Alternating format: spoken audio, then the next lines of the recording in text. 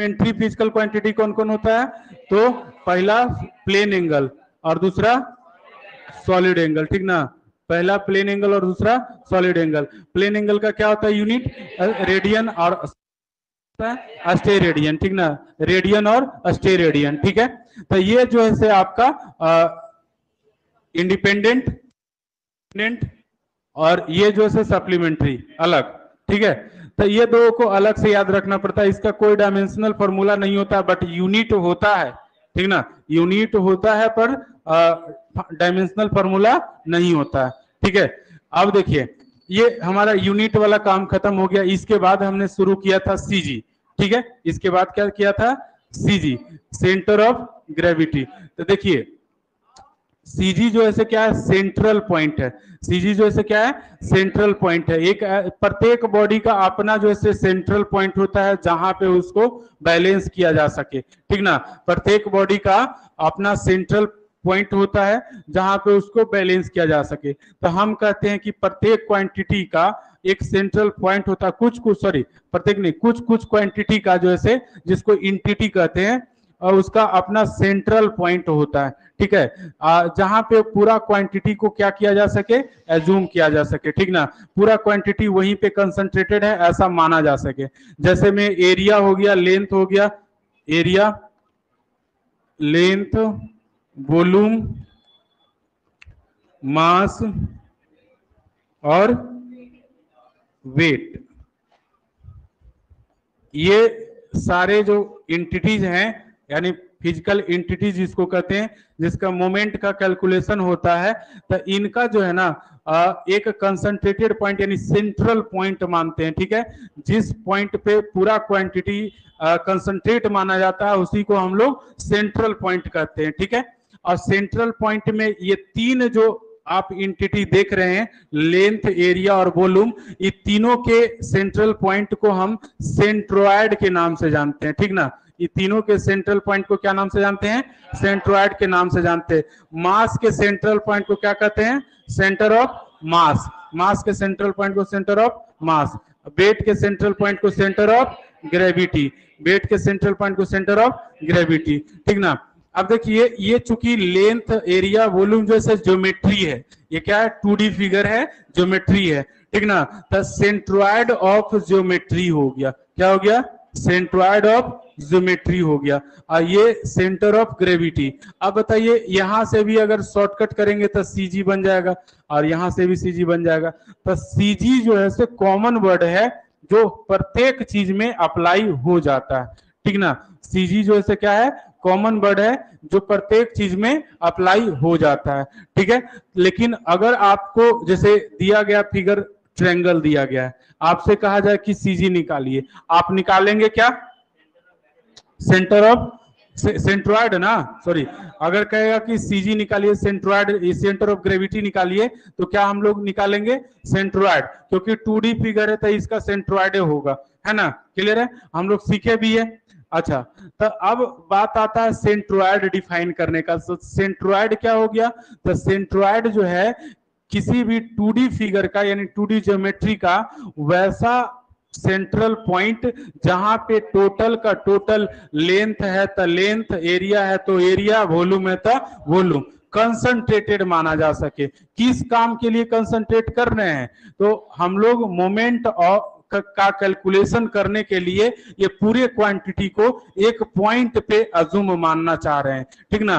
क्योंकि मोमेंट के बारे में हमने सीखा है कि किसी भी चीज का मोमेंट, चाहे एरिया हो, लेंथ हो या फिर वॉल्यूम हो, चाहे मास हो, चाहे वेट हो, उसका मोमेंट निकालने के लिए क्वांटिटी गुना परपेंडिकुलर डिस्टेंस होता है। क्वांटिटी गुना परपेंडिकुलर डिस्टेंस होता है। तो क्वांटिटी तो आप निकाल लेंगे, जैसे एरिया रहेगा तो 20 मीटर पर सेकेंड, 20 मीटर स्क्वायर निकाल लिए, ठीक है। लेकिन बात यह है कि इसे ये जो परपेंडिकुलर डिस्टेंस है ये कहां से लिया जाए? तो इस क्वांटिटी को हम कोई एक पॉइंट पे अज्यूम करेंगे तभी ना उस डिस्टेंस को मेजर किया जाएगा। तो हम लोग क्या करते हैं कि ये पूरा एरिया का जो इफेक्ट है ना, जिस पॉइंट पे हम कंसंट्रेटेड मानते हैं उसी पॉइंट को क्या कहते हैं? सेंट्रोइड कहते हैं। उसी पॉइंट को क्या कहते हैं? सेंट्रोइड कहते हैं। क्लियर है? यानी कि centroid is that central point where total quantity that is length of the curve, area of the surface, volume of the body assumed to be concentrated at that point। यानी कि centroid पे ही हम लोग इन सारे quantity को क्या कहेंगे कि कंसंट्रेट है, वहीं पे सारा क्वांटिटी है, ठीक ना। तो ये सारा का इफेक्ट यानी 20 मीटर स्क्वायर का इफेक्ट जो है इसी पॉइंट पे है, ऐसा मान लिया जाता है ताकि हम लोग जो है परपेंडिकुलर डिस्टेंस निकाल सके। क्लियर है ना। यानी कि जब भी आप मोमेंट का कैलकुलेशन करेंगे तो कहां से दूरी लेंगे, तो सेंट्रॉइड से दूरी लेंगे। कहां से दूरी लेंगे, सेंट्रॉइड से दूरी लेंगे। यानी कि ये जो सेंटर ऑफ ग्रेविटी या सेंटर ऑफ मास या सेंट्रॉइड ऑफ ज्योमेट्री जो है, ये सारा झमेला किस लिए कर रहे हैं, तो मोमेंट के कैलकुलेशन के लिए कर रहे हैं, ताकि हम किसी एक पॉइंट को फिक्स कर सके डिस्टेंस का मेजरमेंट करने के लिए। क्लियर है ना। तो ये हुआ हमारा सेंट्रॉइड का डेफिनेशन। अब आते हैं, बात करते हैं कि सेंट्रॉइड तो हो गया। कैलकुलेशंस के लिए कुछ बेसिक फिगर का सेंट्रॉइड आपको याद रहना चाहिए। जैसे यूनिफॉर्म रड है, तो यूनिफॉर्म रड का अगर लंबाई एल है तो हम लोग इसका सेंट्रॉइड कहां पे कंसंट्रेटेड मानते हैं, L/2, किसी भी इंड से L/2 पे यानी मिडिल पोजीशन में उसका सेंट्रॉइड होता है। ठीक है। इसके बाद हमने कहा था कि अगर आपके पास रेक्टेंगल है तो इसका जो डायगोनल का इंटरसेक्शन पॉइंट होगा वही क्या होगा, सेंट्रॉइड होगा। वही क्या होगा, सेंट्रॉइड होगा। अगर कोई स्क्वायर है तो इसका भी डायगोनल का इंटरसेक्शन पॉइंट ही क्या कहलाएगा, सेंट्रॉइड कहलाएगा। ठीक है। अगर कोई पैरेललोग्राम है, कोई पैरेललोग्राम है तो इसका भी जो है से डायगोनल ही क्या कहलाएगा, सेंट्रॉइड कहलाएगा। ठीक ना। अगर कोई ये ट्रायंगल है तो ट्रायंगल में मीडियंस का जो इंटरसेक्शन पॉइंट होता है उसी को क्या कहते हैं, सेंट्रॉइड कहते हैं। ट्रायंगल में मीडियन का इंटरसेक्शन पॉइंट ही क्या कहलाता है, सेंट्रॉइड कहलाता है। ठीक ना। अगर हम इसमें आते हैं, इसका अगर लेंथ एल है, ये बी है, चौड़ाई बी है, तो इसका यहां से कितना दूरी पे, तो L/2 पे, और यहां से B/2 पे, यानी कि लेंथ का आधा और चौड़ाई का भी आधा। ठीक ना। लेंथ और विड्थ दोनों का आधा आधा डिस्टेंस पे क्या होगा, सेंट्रॉइड होगा। इस तरह से दोनों को मिला देंगे तो ये कहां पे पहुंच जाएंगे, सेंट्रॉइड पे पहुंच जाएंगे। उसी तरीके से स्क्वायर रहेगा तो इसका तो लेंथ जितना रहेगा चारों तो बराबर ही रहेगा, है ना। तो L/2 और इधर भी L/2। ठीक ना। इधर भी L/2 और इधर भी L/2, यानी कि लेंथ का आधा जो है से इसका सेंट्रॉइड कहलाएगा। ठीक है। वहीं इसका कहें तो इसका जो हाइट होगा वही हाइट का आधा कर देंगे तो क्या हो जाएगा, पैरेललोग्राम में सेंट्रॉइड यानी बेस से H/2, बेस से कितना, H/2 पे इसका सेंट्रॉइड होगा। क्लियर है। अब अगर हम आते हैं ट्रायंगल पे, तो ट्रायंगल जो है ये स्पेशल केस चलता है। इसका हाइट कितना, अगर h है तो सेंट्रॉइड कितना पे होगा, H/3, बेस से H/3 और अपेक्स से यानी वर्टिसेस से 2H/3। ठीक ना। बेस से H/3 और वर्टिसेस से 2H/3। और वहीं अगर हम सर्कल का कहें तो सर्कल का सेंट्रॉइड कहाँ होगा, इसके ज्योमेट्रिकल सेंटर पे होगा। अगर हम आ जाएं सेमी सर्कल पे तो सेमी सर्कल का सेंट्रॉइड कहाँ पे होगा, तो रेडियल डायरेक्शन में कितना दूरी पे, तो 4r/3 पाई, कितना दूरी पे होगा, 4r/3 पाई डिस्टेंस पे होगा। क्लियर है। 4r/3 पाई डिस्टेंस पे होगा। अब बात ये है, ऊपर से अगर कभी कभी जरूरत पड़ती है तो कितना हो जाएगा, r-4r/3 पाई डिस्टेंस पे होगा। सेमी सर्कल का सेंट्रॉइड 4r/3 डिस्टेंस पे कहां से, सेंटर से।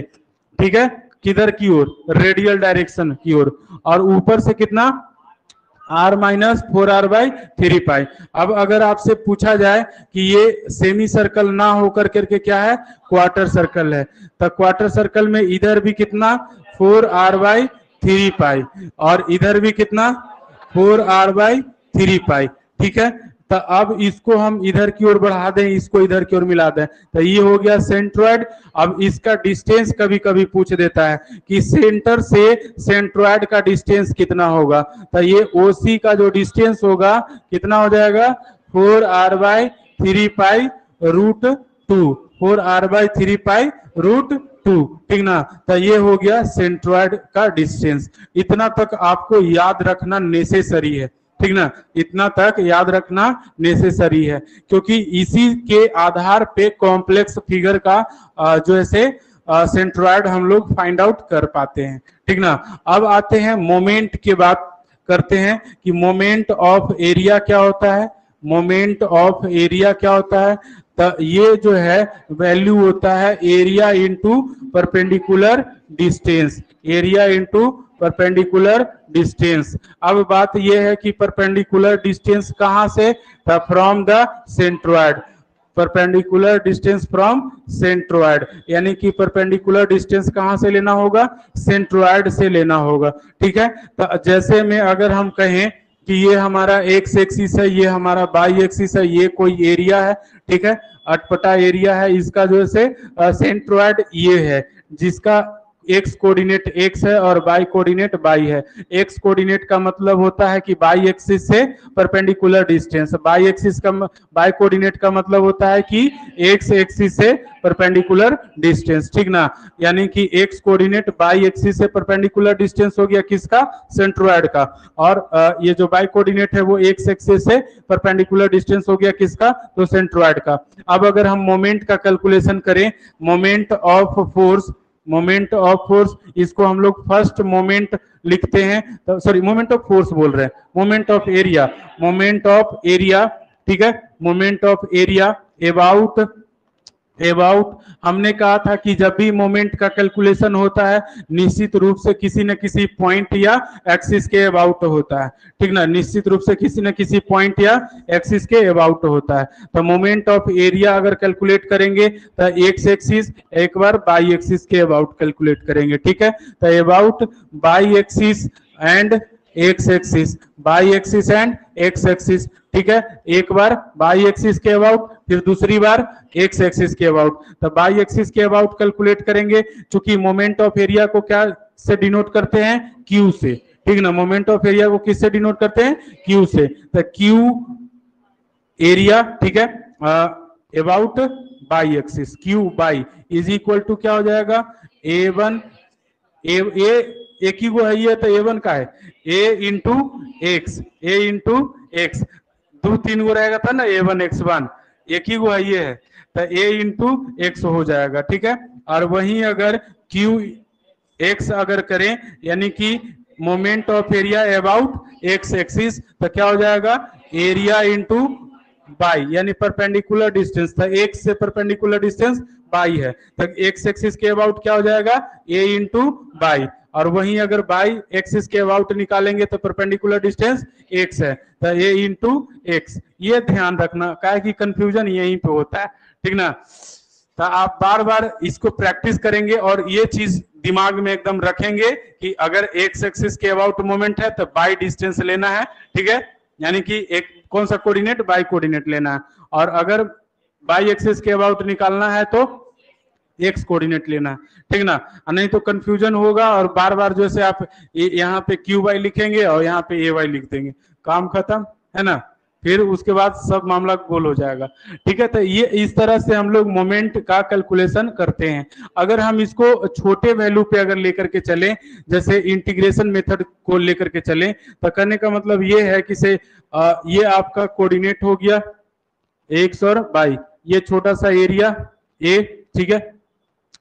अब चूंकि इस तरह का एरिया दे दिया जाएगा तो ना आपको एरिया इसका मालूम पड़ेगा और ना आपको कोऑर्डिनेट मालूम पड़ पाएगा, ठीक ना। तो हम लोग इसको में क्या करते हैं, एलिमेंटल एरिया कंसीडर करते हैं जिसका कोऑर्डिनेट हमको मालूम है एक्स बाई, ठीक है, और ये हो गया आपका बाई डिस्टेंस और ये हो गया आपका एक्स डिस्टेंस। इस एलिमेंट का सेंट्रोइड है, इस एलिमेंट का सेंट्रोइड है जिसका एरिया कितना डीए, जिसका एरिया कितना डीए। तो अगर हम निकालना चाहेंगे मोमेंट ऑफ एरिया, ठीक है, मोमेंट ऑफ एरिया ऐसे लिखेंगे तो चलेगा, moment of area about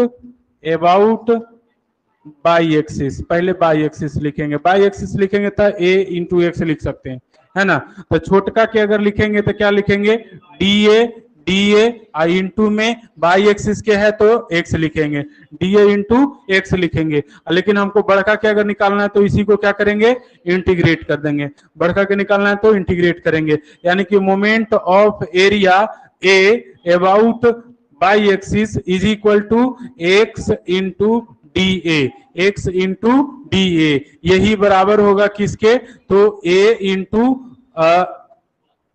x बार के, ए इंटू एक्स बार के बराबर होगा। क्लियर है, यही ना, इसको सोच समझ के लिखना, ये लिखवाया गया भी होगा, ठीक ना।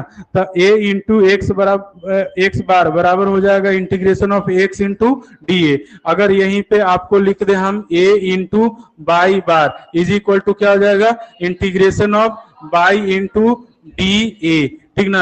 यानी छोटका मोमेंट का इंटीग्रेशन करेंगे तब बड़का मोमेंट आएगा, ठीक ना। इसमें भी वही हाल है कि छोटका मोमेंट का इंटीग्रेशन करके बड़का मोमेंट लाए हैं, एक बार बाई एक्सिस के अबाउट लाए हैं, एक बार एक्स एक्सिस के अबाउट लाए हैं। क्लियर है। अच्छा, अब बात ये है कि ये तो मोमेंट का सिंपल फॉर्मूला है, ठीक है, बेसिक फॉर्मूला है जिससे हम लोग कैलकुलेट करते हैं चीजों को। ये ऑब्जेक्टिव में क्वेश्चन पूछा हुआ है इसीलिए बार बार इसको मेमोराइज कर रहे हैं, ठीक ना। मेरा रिवाइज करने का जो तरीका होता है, हम वो सारी चीजों को याद करते हैं जो पहले पूछा गया है, ठीक ना। क्यों, क्योंकि रिपीट होता है सेमेस्टर में क्वेश्चन, जो ऐसे क्या होता है, रिपीट होता है। तो आप अगर उन चीजों पे फोकस करते हैं तो अबाउट 60% क्वेश्चन तो ऐसे आपको ऐसे ही सॉल्व रहेगा, ठीक ना, जो आपको बिना दिमाग लगाए सॉल्व है। क्यों, क्योंकि वो आपको याद है, ऑटोमेटिक वो आ जाएगा दिमाग में, ठीक ना। तो जब भी यहां से आप छूटेंगे, आपका सिलेबस जब खत्म हो जाएगा तो आप जो है आंख मूंद करके एक क्वेश्चन बैंक उठाइएगा, ठीक है, और ज्यादा पुराना नहीं, ठीक ना, उसमें कम से कम ये 2022 वाला दोनों क्वेश्चन होना चाहिए, जो फर्स्ट सेमेस्टर में हुआ है उसका भी और जो सेकेंड सेमेस्टर में हुआ है उसका भी, ठीक है।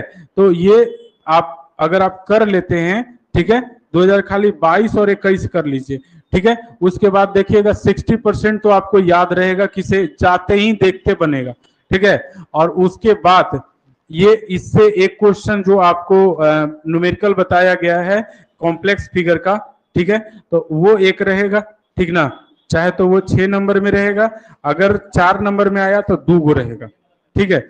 तो कोशिश का ये मनाओ कि इसे दे तो 4 नंबर में, ठीक ना, क्योंकि 4 नंबर में रहेगा तो 2 गो देगा, और 2 गो देगा तो 8 नंबर का हो गया ने, है। अब बात यह है कि 6 नंबर में देगा तो एक ही वो देगा, ठीक है, तो नंबर कम हो जाएगा, है ना। इसमें है कि से बढ़िया से अगर आप कैलकुलेशन कर दिए तो नंबर कटे के चांस ही नहीं है, क्योंकि लैंग्वेज उतना ज्यादा है नहीं इसमें, एकदम आराम से एक एक लाइन के लैंग्वेज है, आराम से बन जाता है। तो इस पे प्रैक्टिस हेवी रखिए, ठीक है। और सेकेंडे सेमेस्टर में 2 गो देता है, ये बात दिमाग में रखना कि क्योंकि फर्स्ट सेमेस्टर वाला के 1 गो दिया है और सेकेंड सेमेस्टर पिछला वाला के 2 गो दिया था, तो हो सकता है कि इस बार 2 गो दे, ठीक ना। और देगा ज्यादातर कोची देगा तो रेक्टेंगल से मिला करके बना हुआ कॉम्प्लेक्स फिगर देता है, ऐसा दे देगा, एल सेक्शन दे देगा, या फिर हो सकता है कि ई सेक्शन दे देगा, ठीक है, ज्यादा घुमाएगा तो एक वाव जोड़ देगा, ठीक ना, ऐसे करके जोड़ करके देता है। और यही सब आपको जैसे करते रहना है, ठीक ना। तो इस पे जितना प्रैक्टिस कर लो आप इसको मास्टर बन जाओ, ठीक ना, इसको किसी को बताओ, ठीक है, जिससे आपको जो है नॉलेज बढ़े, ठीक है। तो ये जो है फोकट का नंबर हम समझते हैं, किसे आया तो समझो कि पूरा का पूरा नंबर दे करके जाएगा।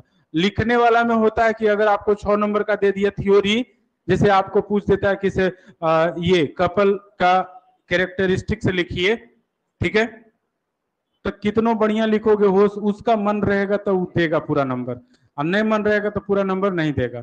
क्लियर ना। क्यों, क्योंकि कितना भी बढ़िया आप लैंग्वेज लिखेंगे तो आपका लैंग्वेज मिस्टेक होना जायज है, क्योंकि आप जैसे उस बैकग्राउंड से नहीं है कि स्टैंडर्ड लैंग्वेज डाल सकते हैं, ठीक है। तो थ्योरी में नंबर कट सकता है लेकिन न्यूमेरिकल में नंबर नहीं कट सकता है। तो जितना ज्यादा हो सके आप फोकस न्यूमेरिकल पे रखेंगे, इसे उसको बनाएंगे ताकि नंबर जो है ज्यादा से ज्यादा लाया जा सके। क्लियर है ना, ठीक है। तो ये दिमाग में रखना। अब देखिए ये चीजें हो गई।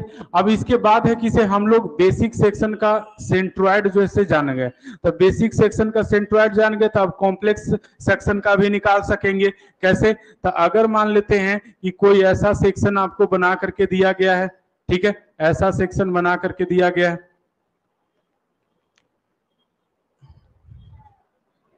हाँ हो गया।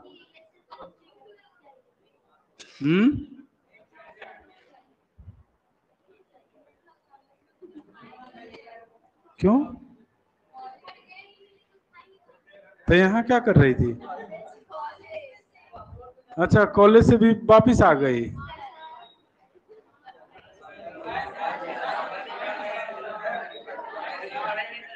4 बजे क्या? हम 5 बजे के टारगेट लेके चले थे।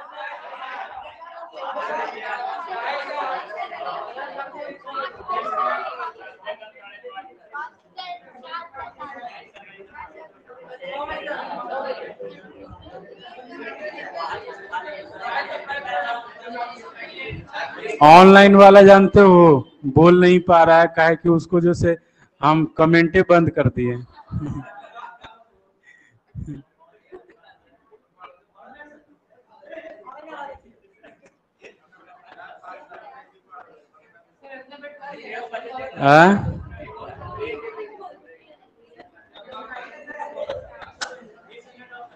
देखो वो लोग के कमेंट जो से स्टार्ट कर रहे हैं, पता ना सुन रहा है कि नहीं। तो देखिए ऐसा है, नहीं बर्दाश्त कर सकती आधा घंटा और। कुछ न खाई है, एकदम सहले है। क्या करेगी, सावन है, इस मुंह सहल जाता है ना। सावन में ऐसे भी लोग सहते हैं, है ना। एक इसको बर्दाश्त कर लो, उसके बाद जो ऐसे छोड़ देते हैं, ठीक है। ये कंपोजिट फिगर का हम लोग सीख लेते हैं और उसके बाद जो से हम लोग छोड़ दें, ठीक है। तो सुनिएगा, देखिए अगर कॉम्प्लेक्स फिगर दिया हुआ रहेगा तो हम लोग को क्या करना होता है कि इस तरह के फिगर दिए हुए हैं तो ऐसे नहीं दिया हुआ रहेगा। देखिए दिया हुआ कैसे रहेगा,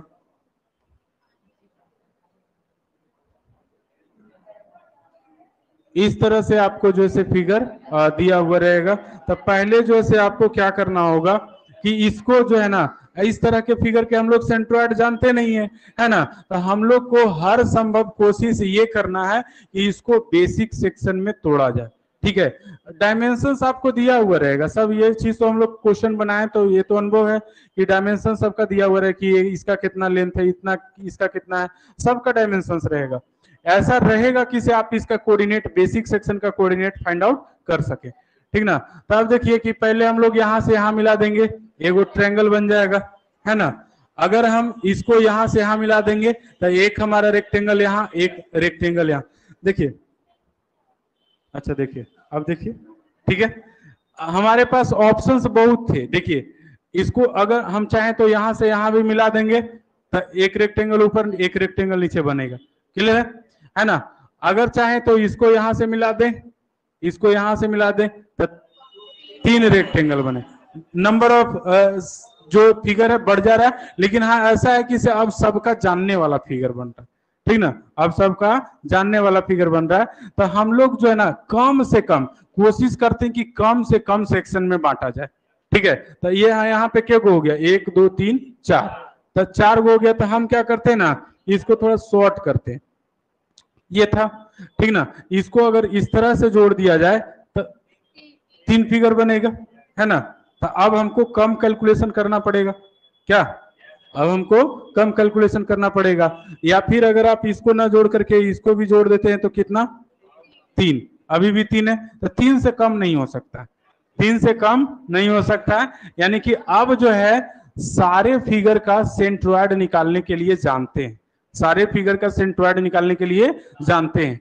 अब देखिए कि इसका मान लेते हैं ये A1 है, ये A2 है, ये A3 है, ठीक है। इसका सेंट्रोइड का कोऑर्डिनेट C1 जिसका x1 और y1 जो है कोऑर्डिनेट है, इसका सेंट्रोइड जो है C2 जिसका कोऑर्डिनेट x2 y2 है, और इसका C3 जिसका कोऑर्डिनेट x3 y3 है, ठीक है। है ना। तो हम लोग को क्या करना होता है कि इस तरह से कन्वर्ट करने के बाद आपको ये सारे सेंट्रोइड, पहले तो आपको यही काम है एरिया निकालना, ठीक है, फिर उसका सेंट्रोइड का कोऑर्डिनेट निकालना, ठीक है। फिर उसके बाद है कि first moment of area, first moment of area of section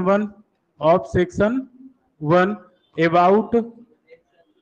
about by axis and x axis, हमेशा ऐसे लिखना, ठीक ना, by axis and x axis. X axis लिखेगा काम गड़बड़ करेगा, क्योंकि बुलाने का तरीका वहीं पे है, ठीक ना। बात ये है कि से बाई एक्सिस के अबाउट करेंगे तो क्या हो जाएगा a1 x1, और एक्स एक्सिस के अबाउट करेंगे तो क्या हो जाएगा a1 y1। क्लियर है ना। उसी तरीके से first moment of area of section 2 about by axis और एक्स एक्सिस, ठीक है।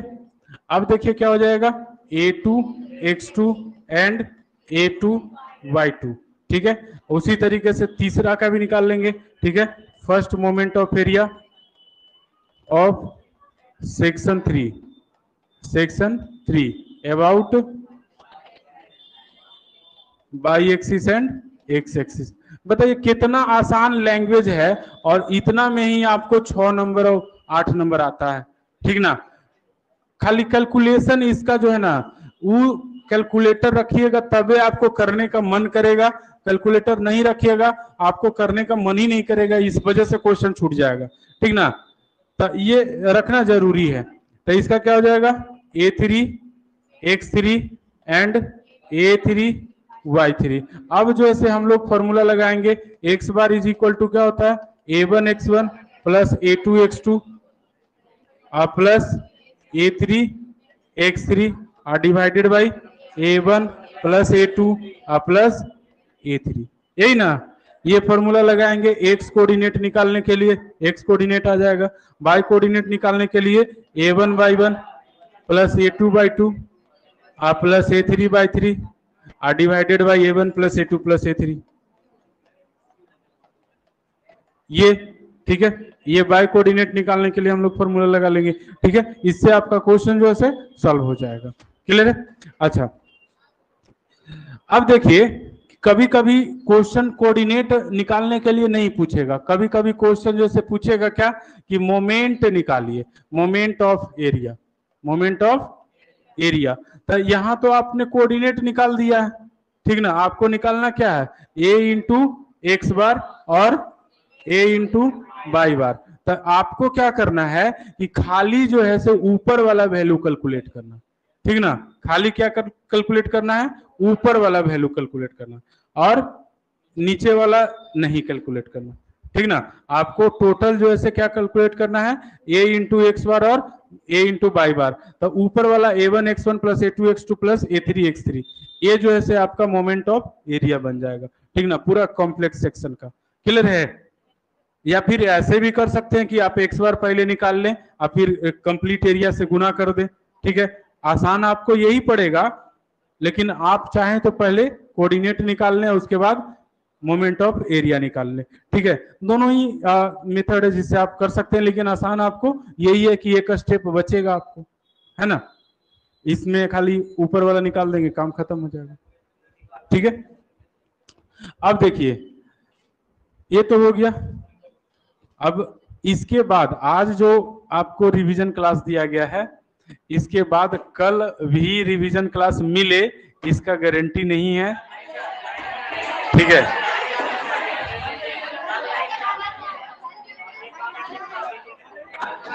तो